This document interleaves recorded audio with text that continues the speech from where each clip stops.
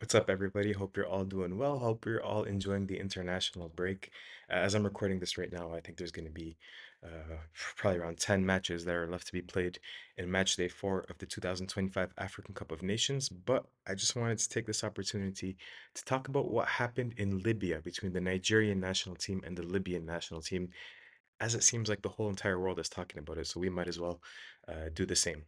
As always, this reaction video, it's not a podcast, is brought to you by africasacountry.com. Everything on this channel is. So please go check out africasacountry.com if you can, because there's a lot of interesting articles on there at the moment. So, what happened? That's, I think, the main thing that we're trying to figure out. And to be honest, if we're going to give you a conclusion, a shortcut conclusion right now, we don't really know. You can turn the video off at the moment if you want, but we have ideas of what these people are saying and what these people are saying, what either side is saying, and we have an idea of how this could end up being ruled, and we're going to go over all of that. But anybody that tells you they know exactly what happened on either side, including the players themselves, because the players lived an experience and they know what happened to them, but they don't know what happened to the other side as well. So anybody telling you they know exactly all the details about everything that happened in the situation is flat out lying at the moment. Until the investigation is concluded, then we'll have a lot more details. So the first thing that you have to know, it's match day 3 of the 2025 African Cup of Nations last week. Okay, so everybody's preparing for these very important matches. By the way, Libya and Nigeria are not in great places, both in the AFCON qualifiers and the World Cup qualifiers. Nigeria, since they didn't renew their coach's contract, Jose Pesero, who took them to the final of the AFCON, they've been struggling. Libya, they did okay a little bit in a few friendly matches with Coach Micho, who we had on this channel when we interviewed. But really, when the World Cup qualifiers started, they dropped a few points, and then these AFCON qualifiers, they haven't been doing well either. So, two countries love football, very passionate supporters, and they're not doing well. So they have that kind of pressure on them, right? So Libya is supposed to play the first match of this doubleheader in Nigeria in Uyo. What we know is that they land in Port Harcourt. Now, why? This is the first point of contention. The Nigerian Football Federation, they have a theory and they say why. They say that the Libyans didn't want to have to pay uh, the extra costs of chartering the flight to Uyo, so they decided to land in Port Harcourt. And the Nigerian Football Federation says that they communicated this information to the Nigerian Football Federation really in the last few hours before they landed. So really in the last 2, 3 hours before they landed. The Libyan Football Federation haven't said anything, which makes me think the fact that they haven't said anything makes me think that the Nigerians could be right, but again, we don't know. So they haven't explained why they landed in Port Harcourt instead of Uyo. What was told from the Libyan Federation to the Nigerian Federation? We don't know that as well. All of this is going to have to be investigated, and we're going to have to see the email correspondences from both football federations, WhatsApp correspondences, and so on and so forth. Now, when the Libyans land in Port Harcourt, they don't really have anybody waiting for them. What's customary is that the, opposing football federations sends, people to wait for you. They bring your team bus there, and then they'll take you to the hotel, and so on and so forth, Welcome. Sometimes they give you flowers, sometimes they give you delicacies, so on and so forth. So Libya gets there, they say they don't find anybody, which again, if you believe the Nigerians, you understand why, because they only had 2 or 3 hours notice, right? So they get there, they're waiting for people, they don't know what's going on. The Libyans hire their own transportation company. That part we seem to know is true. The transportation company arrives late, so I think 2 to 3 hours late. Again, is that the NFF's fault, the Nigerian Football Federation's fault? Not really. I mean, Nigerians, they even say that we wanted to provide them with a bus, and they said, no, we already have our own transport company. By the way, this is not uncommon practice. It is common for visiting national teams to take care of all the logistics by themselves because sometimes they don't trust that the hosts are going to give them the top standard of everything. There are even cases of like the Algerian or Moroccan national teams. When they go to AFCONs, they'll go to a hotel, they'll pay the hotel's renovation bills, they'll completely renovate the entire hotel, and they'll tell the hotel, look, nobody's coming into this hotel for 1 month. We're shutting it down. It's just for us. And they'll bring their chefs, they'll bring kitchen utensils, they'll bring cooking ingredients, everything. That way they leave nothing to chance. So it seems like the Libyans wanted to do that, but the transportation company they were working with, I don't know, they came like a few hours late. Um, The Libyans are accusing, they said that like that the trip was horrible, that they were being bribed, that there were horrible roads with no lighting.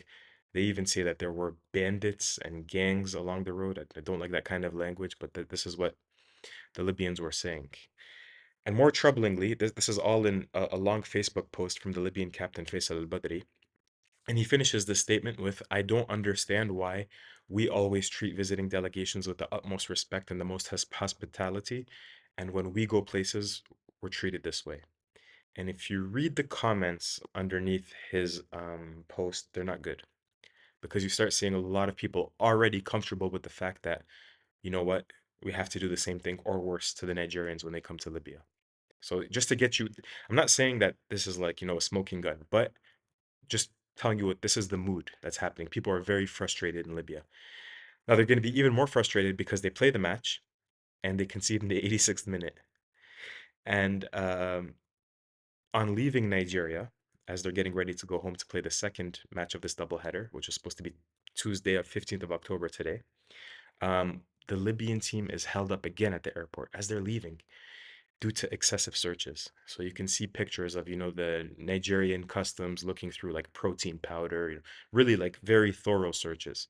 Now, me personally, I spoke to some people that were employed with the Nigerian Football Federation, people that have traveled in these delegations. And what they tell me is that, look, coming in and out of the country is one of the worst things about the job. This is always, always very strenuous, very stressful. And what the Nigerian Football Federation does, they even send an equipment manager with all the luggage a few hours ahead of time to the airport to make sure that they streamline that process and they don't have to spend hours at the airport then. So again, could this have been coordinated with the Libyans? Could the Nigerians have said, hey, look, just letting you know, this is very, it's very tough coming in and out of the country with so much luggage, like make sure you guys send somebody to the airport earlier ahead of time. If you want, maybe we can send somebody with your luggage and so on. Like, could this have been coordinated? Could have this been communicated? That's if this was a healthy back and forth, that would have been the case. But I'm just letting you know that this is what the Nigerians are saying. It seems like whenever the Libyans are complaining about something, there's a justification, there's an explanation that's coming from the Nigerian side. But the Libyans now are pissed. Not to mention, like I said, they lost the match in the last 4 minutes. And I think it was quite clear that something was going to happen. You're even going to see a Nigerian Football Federation employee in the first hours of this entire episode unfolding in Libya. He says, you know, actually, even before they left, he says, like, he is explaining all of this, all of the Libya's, travel problems, what they're due to. And he says their threats, he's talking about Libyans, do not scare us. So from there, you can even glean that Libyans are saying like, okay, we're gonna see when we go back, we're gonna see. So you see, I don't know if they actually threatened. Threaten is a big word, but they're already talking about like, okay, you guys want to do this to us, we're gonna do it to you too. So there's a level of premeditation, a level of, like something is gonna happen here. And so Nigeria is supposed to land in Benghazi, second biggest city in Libya. Great stadium, it's a very big city, metropolis and everything. Instead, as they were about to land, their plane is diverted. The control tower calls the Tunisian pilot that's in charge of the airplane, and he says, no, land in Labraq, not in Benghazi. It's not clear why. I've heard things like weather, but there's mostly been like I think that the main consensus now is that it was a security diversion. Again, that's not entirely uncredible because Libya is it's been a very volatile place over the last decade. The country is still technically, like almost split into two or three, two mostly between the east and the west governments of the country. And so if you're the pilot, you obviously have to do that. So he goes to Labraq, which is a very small airport, 230 or 250 kilometers away from Benghazi, east of Benghazi. Um, so it's like we're looking at like a 3 hour, 3.5 hour drive. And they land in Labraq. And a side note, Ghana and Sudan national teams are playing a match in Benghazi, and they land a few hours after. So their planes were allowed to land, and the Nigerian one is diverted. And as the Super Eagles land in Labraq, again, their luggage is excessively searched, and now there's no bus waiting for them. There's no food, no drink, no Wi-Fi at the airport. And this might not be something that's targeted at the Nigerian players. This might just be because it's a tiny airport, you know, like that you could see from the Nigerian players' social media that their plane was the only plane on the runway, so there might just not be any food, food or drink or Wi-Fi at the airport. Um, so this part, like here's where you get a lot of he said, he said again.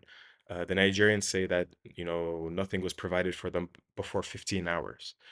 Um, but we see like pictures of buses, but they're tiny mini buses, crammed, no air conditioning, very similar to the conditions that the Libyans traveled in Nigeria. But the Nigerians say that we wanted to provide buses for them, and the Libyans decided to take their transportation plans into their own hands. You understand? So like they would have provided something fit for purpose. Again, this is what the Nigerians say. I tend to believe them.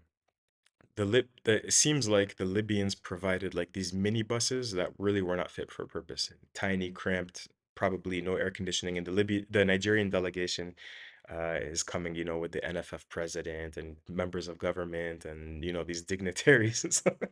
And so they're never going to get in those mini buses. But it's important to outline all of that because if you go to the Court of Arbitration of Sport, or if you go into the CAF bylaws, the Libyans could say, hey, we provided them transportation. They didn't like the level of transportation. Maybe they wanted luxurious things, but we provided something that would have taken them to Benghazi. So the Nigerians are absolutely, and initially you could see in the player social media, they're singing, dancing, trying to make light of the situation. And then, after 6, 7, 8, 9 hours, you see tensions start to flare. There are videos of where, people from the Nigerian delegation are clashing with, airport employees. People are pushing one another, yelling at one another. It's very ugly scenes. And eventually, William Troost-Ekong, the Nigerian captain, announces that he spoke to people at the federation, he spoke to his teammates, and they decided that they were going to go back to Nigeria. Even when in the morning, a real normal team bus arrives at the airport, even when everything is ready to take them to Benghazi, they had already decided. And you can understand this because they're not well rested, they're cranky. Some of them apparently started to feel ill. I can understand that decision being made, and this is a very important thing, the Confederation of African Football, according to the Nigerian sports minister's declarations, the Confederation of African Football, until the very last minute, were insisting that Nigeria stay in Libya and play the match. And this is important because if you understand the Confederation of African Football, you know that the most important thing for them is like maintaining the schedule, is playing these matches. This is not completely unprecedented. Now, 15 hours is kind of tough, but Gabon went to the Gambia in 2020 during the COVID crisis. And when they went there, they stayed in the airport, I think, between 6 and 8 hours. And this was because the Gambians, again, they had justification. They say the Gabonese players didn't come with the proper COVID-19 testing. We had to bring COVID-19 testing. They refused to take the COVID-19 testing. So there's always justifications. Even if uh, you don't necessarily treat the guests well, you can always find a justification. Last year, you had RS Berkane come to Algiers, right, to play the semifinal of the CAF Confederation Cup, and they stayed in the airport for 8 hours. And the Algerians will say, look, they were free to leave, and there's videos of people from the delegation leaving the airport, and of course there was food and drink and everything at the airport of Algiers, which is a big airport. But they said you're free to leave, but without your shirts, without your equipment. And Berkane, out of principle, said no. If we leave, we're leaving with our equipment. Otherwise, we're not leaving. And they end up staying, I think, again 8 to 10 hours until eventually they received the phone call and they said go to the Holiday Inn and so on and so forth. So this is not without precedent, right? Um, but each time, CAF has always insisted play the game, play the game, play the game. I was discussing with some people on WhatsApp, and they said, remember, 2010, the Togolese national team had their bus shot up, and they still were expected to play in the African Cup of Nations. They were suspended, I think, for withdrawing from the Cup of Nations, or maybe it was because of the kind of travel that they employed. But really, like, until the end, CAF is always like, okay, play the game, play the game, play the game. We'll sanction the country after. We'll look into punitive measures, but play the game. And the fact that Nigeria went home, I'm going to be very, very curious to see how this is all adjudicated. And Libya is pushing on that. If you look at the Libyan Football Federation's social media, until right now, they're saying we're going to play the match tonight. We can't wait for the match tonight, even though everybody knows that the Nigerian players are not going to be there. But I'm sure they're going to trot their team out. They're going to have the ref come out with them. He's going to blow the whistle for the start of the match. They're going to wait the 15 minutes, toot the horn 3 more times, toot, toot, toot. Match is over. And then they're going to write everything in the match commissioner report and send that to CAF. And then the disciplinary committee will look at that. So, look, I think this can go one of three ways. Number one, and I think this is the most likely option if everybody is level headed, is that this match is going to be postponed. So CAF is going to say, look, we have 14 months until uh, the African Cup of Nations. We still have a lot of time. Even if this match is not played in November, even if it's not played in March, maybe we can play it next summer. That's a ways away, but I think that could be one solution. Either play the match in Libya or neutral territory. Option number two is, and three is either the Libyans or the Nigerians are docked 3 points, and sanctions are to be applied to the countries. Me personally, if I had to bet one way, I honestly think Nigeria is the likelier side to be docked 3 points, and Libya is the likelier side to be sanctioned monetarily or with a stadium ban. Like it wouldn't surprise me to see Nigeria dock 3 points and then Libya can't host matches for two matches and they're docked, I don't know, $200,000 or something like that. That wouldn't be a punishment that would shock me. So it's going to be an interesting one. It's one we have to keep an eye on, and I don't think we're going to have a resolution before the next matches in November. So I think this is something that's going to drag on for months and months and months, and eventually end up in the court of arbitration of sport. But all in all, this doesn't really portray Africa in a positive light. It's not something we like to see, even though everybody's talking about it. They're talking about our continent in a negative way. So that's something, that's unfortunate. And the last thing I would say is perhaps an appeal to CAF, to the Confederation of African Football. Um, would it be possible, for example, to make some kind of committee, some kind of body within the Confederation of African Football that coordinates travel? So, for example, before the first match, the Libyans and the Nigerians have to agree on travel plans 3 or 4 days before. Once you have an established travel plan, uh, that cannot be changed in case, unless it's, a case of force majeure, and then perhaps we can make last minute changes. But that, for example, would solve a lot of issues. That way, like the Nigerians can't say, oh, they changed their travel plans 3 hours before and so on and so forth. That way, you agree on the hotel, you agree on the kind of bus, you agree on everything. Somebody tells me that that's how the African Football League was operating in the only year that they were actually playing that tournament. But I think we're going to need a middleman of sorts. And until we do that, and until sanctions for this kind of behavior are severe, hosts are going to continue to take advantage and we're going to continue having stories like this. Like I said, this wasn't the first story, and I don't unfortunately think this is going to be the last story of host nations trying to, get the this tiny inches, um, the smallest of advantages. Unfortunately, not always in the most sportsmanlike of ways. So yeah, my appeal would be let's set up an independent middleman under the CAF umbrella that agrees on travel plans, submits it to both sides, and says, okay, you guys have to stick by it. Otherwise, you're going to be sanctioned. I think that could be one way to avoid trouble in the future. Anyways, this was just a short reaction video. We're going to be back in a few days recapping the fourth match day of the 2025 African Cup of Nations qualifiers. Lots of teams in action today and tomorrow. Until then, we'll speak to you soon. Peace. واجبني على قولي تصرى لك مسرى لي